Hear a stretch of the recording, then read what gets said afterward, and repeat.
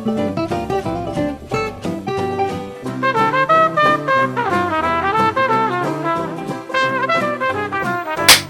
dia, pessoal! Meu nome é Nathalie e bem-vindos a mais um vídeo de caso criminal. No vídeo de hoje nós vamos falar sobre Bonnie e Clyde. Obrigada, Felipe, por ter sugerido essa história. Você pediu muito, você tá pedindo desde o começo do ano e finalmente eu estou aqui. Como sempre, antes de começar, eu gostaria de dizer que eu não quero ofender ninguém com as coisas que eu falo nesses vídeos de caso criminal. Eu faço esses vídeos por motivos educacionais, para que esses casos fiquem mais conhecidos e esses assuntos sejam mais discutidos. No vídeo de hoje nós vamos falar sobre estupro, mutilação, armas de fogo e tiroteio. Então, se você tem gatilho com algum desses assuntos, por favor, tome cuidado. A época na qual Bonnie e Clyde se tornaram os famosos criminosos que nós tanto ouvimos falar foi naquela época conhecida como a Grande Depressão nos Estados Unidos. Milhões de estadunidenses estavam perdendo seus empregos e muitos deles acabavam roubando para sobreviver. Não tinha emprego para todo mundo e não tinha, assim, nenhuma visão de que o futuro poderia ser melhor. Eles simplesmente acreditavam que era o fim da linha para todo mundo que perdesse seu emprego. Os criminosos meio que se tornavam os heróis da história porque se rebelavam contra o sistema e muita gente acabava torcendo por eles para que eles ganhassem e não a polícia. Quando uma história de amor se misturou a isso tudo, aí muita gente acompanhou nos jornais na época e muita gente gosta muito dessa história até hoje. Bonnie Parker e Clyde Barrow se conheceram no dia 5 de janeiro de 1930. Os dois queriam mais da vida. Os dois estavam vivendo a Grande Depressão e eles queriam mais. Os dois estavam cansados de não ver um futuro próspero para eles e para suas famílias. Clyde Barrow nasceu no dia 24 de março de 1909 na cidade de Talico, no Texas, nos Estados Unidos. Ele tinha mais 6 irmãos e a sua família era extremamente pobre.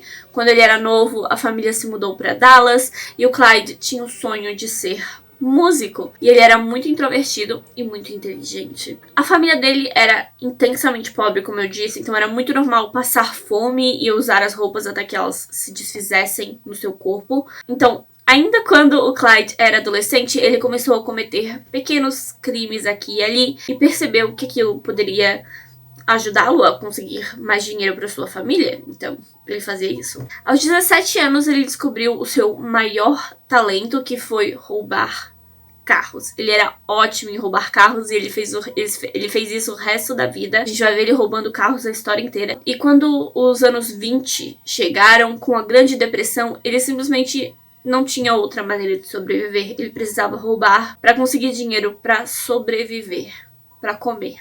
Ele era esse rapaz bonito, baixinho e magrinho. Muitos diziam que ele era muito bom de papo e vivia sonhando com uma vida melhor. Ele queria cuidar da sua família. Bonnie Parker nasceu no dia 1º de outubro de 1910 na cidade de Rowena, no Texas, nos Estados Unidos. O pai dela era pedreiro e faleceu quando ela tinha 4 aninhos. Então a sua mãe se mudou com Bonnie e os irmãos para a casa dos avós, em Dallas. A Bonnie era pequenininha, magrinha e muito bonita. No colégio, ela conheceu um rapaz chamado Roy, por quem se apaixonou e fugiu de casa para casar com ele, em setembro de 1926. Ela tinha 16 anos e, por ser ainda tão nova, sentiu falta da mãe durante seu casamento, então ela voltou para casa para morar com a mãe, mesmo ainda estando casada com o Roy. Não só por ela ser muito nova, mas também porque o Roy era um criminoso e muito abusivo. Ela viveu com a mãe também para fugir um pouco dele. O Roy, no caso, sumia durante dias, traía a Bonnie e quando voltava, a tratava muito mal, batia nela, então era um relacionamento horroroso. O casamento em si durou pouco mais de 1 ano e os dois se separaram várias vezes até decidir que tudo acabou em 1927, mas os dois nunca se divorciaram oficialmente e a Bonnie nunca tirou sua aliança de casamento, nem quando ela estava com o Clyde, nem quando ela fez tudo que ela fez com o Clyde, que a gente vai ver, nem quando ela morreu. Ela sempre usou sua aliança de casamento. Depois da separação, a Bonnie sonhava em ser famosa. Ela trabalhava como garçonete e gostava muito de escrever poesia e ir ao cinema. Dizem que a Bonnie era amiga de uma irmã do Clyde e que um dia o Clyde chegou em casa e a viu fazendo chocolate quente. E a conheceu.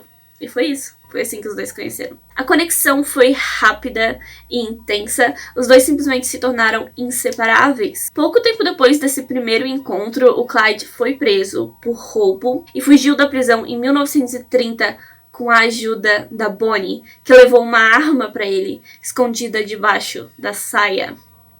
O Clyde também ele era muito diferente do Roy, ok?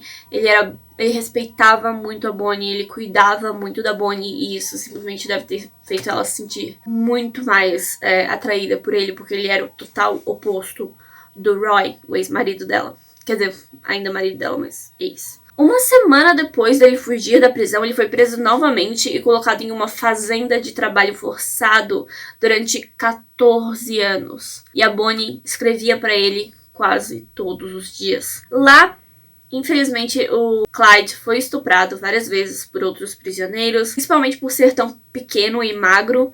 E aí um dia ele matou o seu estuprador e outro prisioneiro confessou no lugar dele.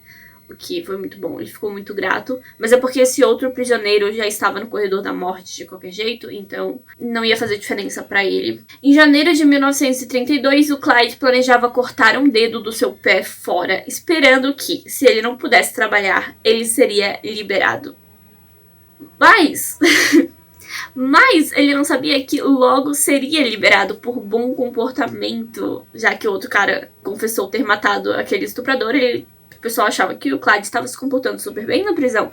Então ele seria liberado por bom comportamento. E aí ele cortou fora alguns dedos do seu pé e foi liberado 6 dias depois. E por causa disso ele mancou pro resto da vida. Mas pelo menos ele estava livre e era isso que importava.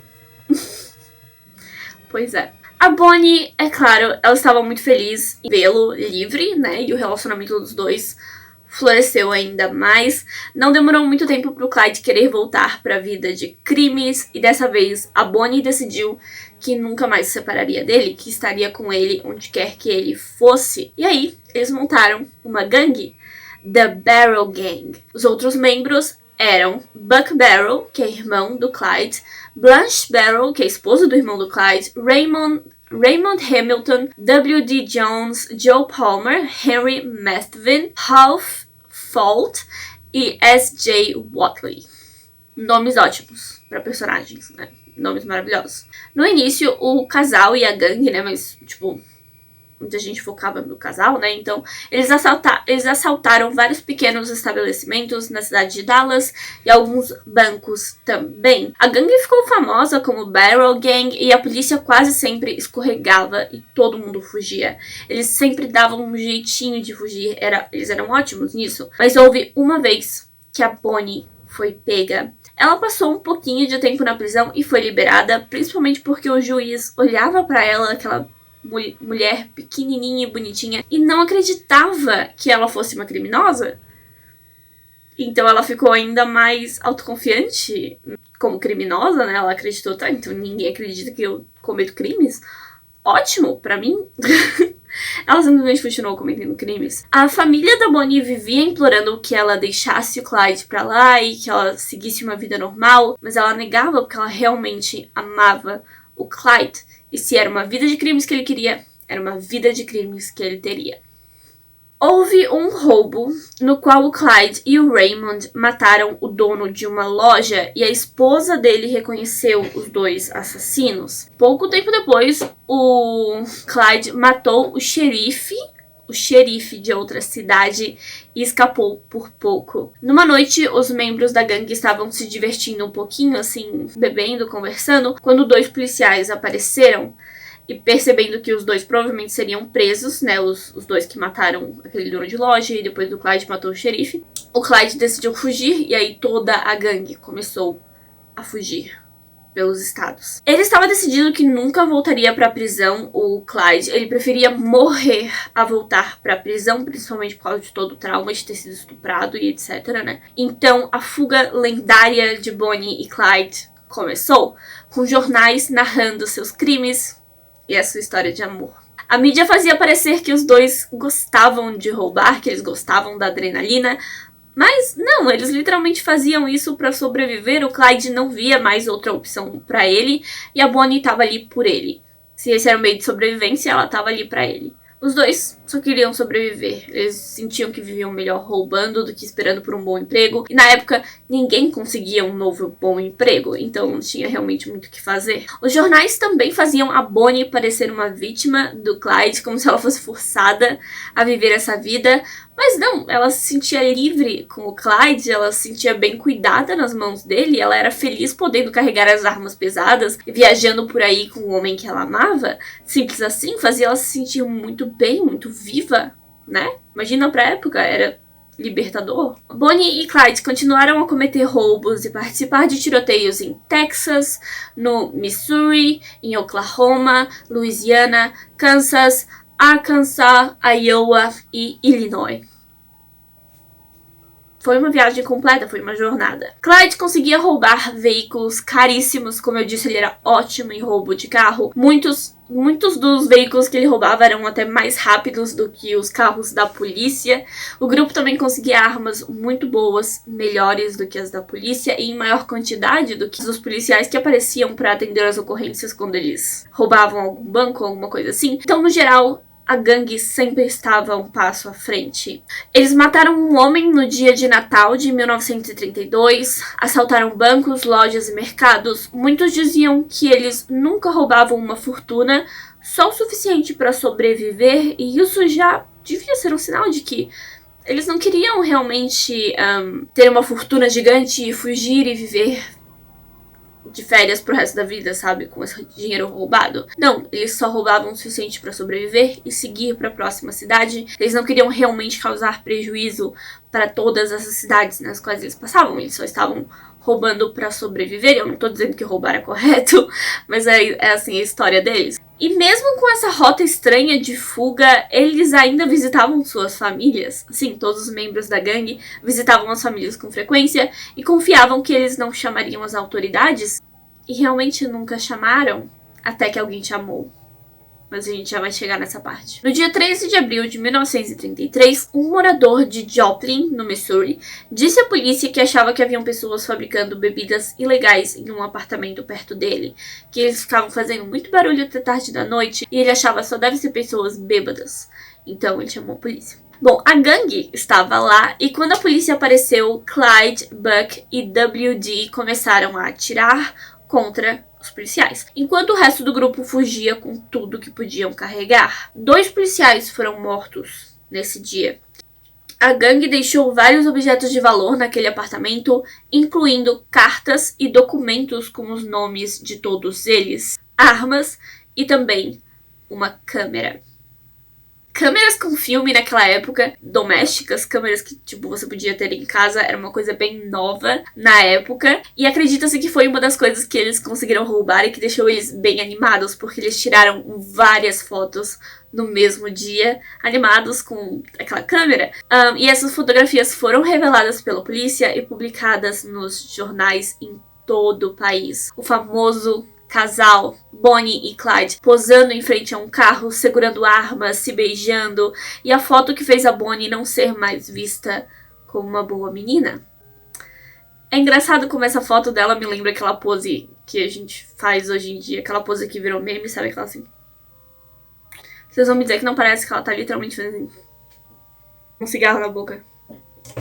Maravilhosa. Mas a paixão que os dois sentiam um pelo outro, né, a Bonnie e o Clyde, era tão óbvia nessas fotos que, é claro, fez com que todo o país torcesse por eles. Quem não queria que eles fossem logo presos, queria que eles se dessem bem e continuassem juntos e fugissem juntos. Eles eram muito famosos agora e eles não podiam mais passar mais que uma noite em cada cidade porque eles seriam reconhecidos. Então a fuga ficou ainda mais intensa. Em maio de 1933, o FBI começou a participar das buscas pela gangue Barrow. A coisa ficou séria. Fotos do casal agora estavam não apenas em jornais, mas também em cartazes de procurados do FBI. Eles logo descobriram quem eram os cúmplices do casal, as famílias da gangue, onde eles costumavam se abrigar, etc. Então eles estavam chegando perto. Em junho de 1933, o Clyde estava dirigindo um carro com a Bonnie e o Jones, passando pelo Texas, quando o carro caiu de um barranco. A Bonnie ficou presa embaixo do veículo e quando finalmente pôde ser resgatada, a sua perna foi terrivelmente queimada, assim, ela estava destruída, a perna dela estava destruída. Ela foi tratada, mas nunca mais pôde andar. Quando a polícia apareceu, sabendo do acidente, o Clyde sequestrou 2 policiais e os deixou algemados a uma árvore no meio do nada. Sim, igual a um desenho animado, ele simplesmente levou 2 policiais pro meio do nada e algemou os 2 a uma árvore. Enquanto tentava recuperar a perna da Bonnie, a gangue permaneceu no estado do Arkansas. Mas o Buck assassinou outra pessoa, então eles tiveram que fugir de novo. A Bonnie simplesmente estava muito mal, ela não melhorava nunca, mas o Clyde se recusava a abandoná-la. E os 2 se amavam de verdade a ponto dele não simplesmente deixar ela num hospital onde ela seria pega e presa. Ele sabia que ela seria presa, então ele não ia deixar ela em lugar nenhum onde ele não pudesse cuidar dela. Sabendo sobre o machucado da Bonnie, a polícia decidiu ser mais agressiva agora. Seria mais fácil pegá-los. Em julho de 33, a gangue ficou em um hotelzinho quando Clyde saiu uma vez só do esconderijo para comprar remédios para Bonnie. E foi reconhecido. Às 11 horas da noite, as autoridades chegaram atirando, mas as armas da gangue eram melhores do que as armas dos policiais, como eu já disse, e eles puderam fugir novamente. Mas agora, além da Bonnie, Buck e Blanche também estavam machucados. Eles precisavam ficar escondidos durante um bom tempo, sem se mover, para que todo mundo melhorasse, para que todo mundo recuperasse a saúde. Mas isso não seria possível. O Buck estava praticamente com o crânio aberto de um ferimento de bala. Não ia dar certo.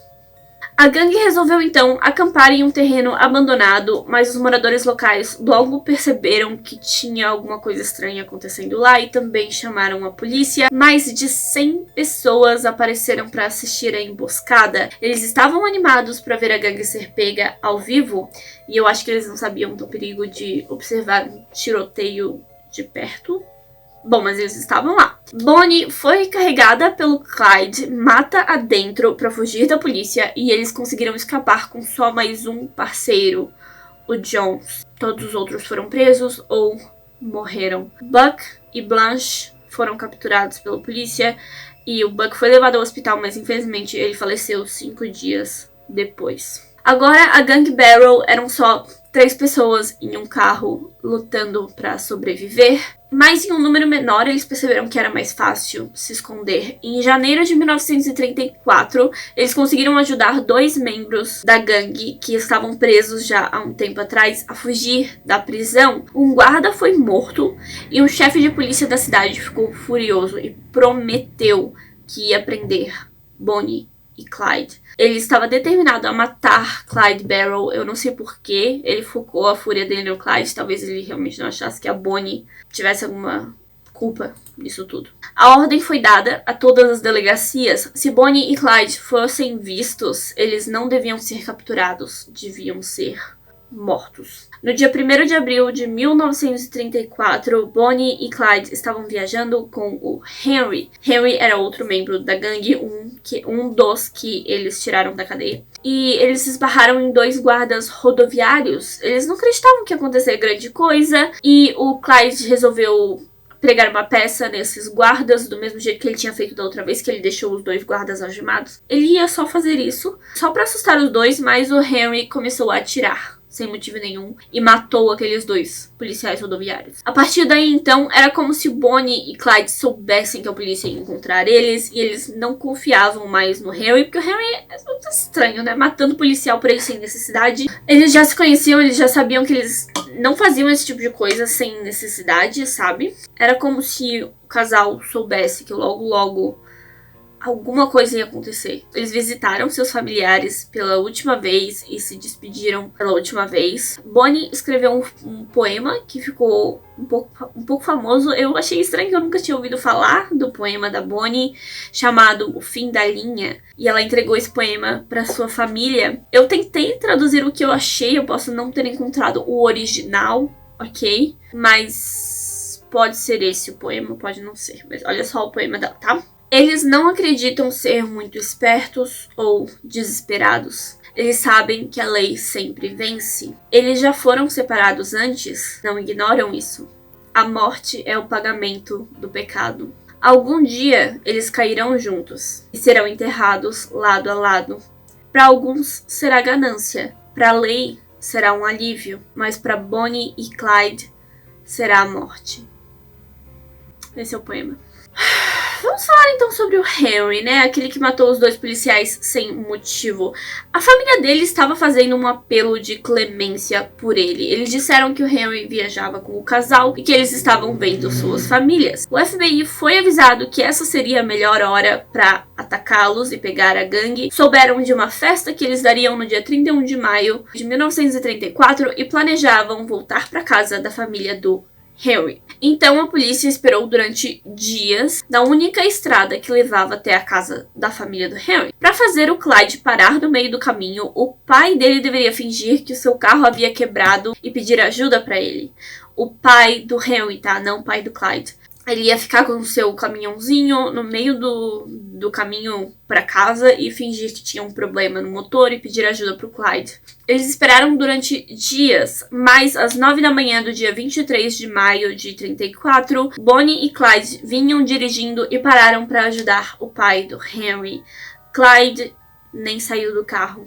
Um policial escondido em um arbusto atirou em sua cabeça. Ele morreu na hora. A Bonnie começou a gritar e faleceu segundos depois. O carro continuou se movendo sozinho e acabou preso em um buraco. A polícia continuou atirando até que não houvesse mais munição. Era o quão desesperados eles estavam. Eles percebiam que o Clyde havia sido atingido, percebiam que a Bonnie havia parado de gritar. Continuaram atirando até que não houvesse mais munição. A fofoca logo chegou na cidade, moradores apareceram para olhar a cena do crime e os corpos do casal. As pessoas até roubavam partes do carro para levar de lembrança. O carro foi guinchado, as famílias Parker e Barrow foram avisadas das mortes dos seus filhos e a família Parker, infelizmente, não permitiu que a Bonnie fosse enterrada ao lado de Clyde, que era basicamente uma coisa que ela queria muito. Tava literalmente escrito no poema que ela fez, que ela queria ser enterrada do lado dele. Poxa vida. Flores foram enviadas de todo o país, gangues criminosos e até fãs mandaram cartas e grinaldas pra família, vários presentes. Essa é a história do casal de criminosos mais famoso dos Estados Unidos. Existem museus que dizem ter o carro original, onde eles foram mortos, né? É isso, pessoal. Essa é a história de hoje. Romântica, mas triste. Muito obrigada então por assistir, muito obrigada se você deixou o seu like, se você deixou o seu comentário e se você se inscreveu no meu canal. Muito obrigada, Andresa Cristina, por ser membro do meu canal. E se você que está assistindo gostaria de ser membro, é só clicar no botãozinho aqui embaixo, você recebe várias coisas super interessantes. É isso, pessoal. Obrigada por assistir, eu vejo vocês no próximo vídeo. Tchau!